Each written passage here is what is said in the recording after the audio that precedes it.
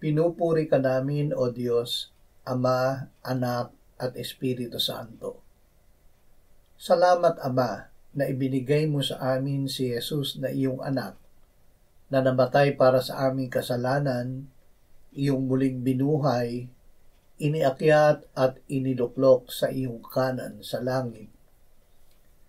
Salamat na ibinigay mo sa amin ang iyong banal na Espiritu at sa pamamagitan niya ay ibinuhos mo ang iyong pag-ibig sa aming puso.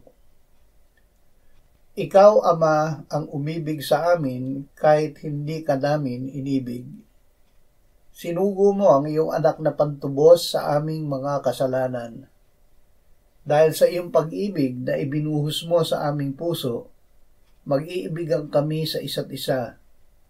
Hindi ka namin nakikita, ngunit sa paraang ito, alam namin na ikaw ay nananatili sa amin at ang iyong pag-ibig ay nagiging sakdal sa amin. Amen.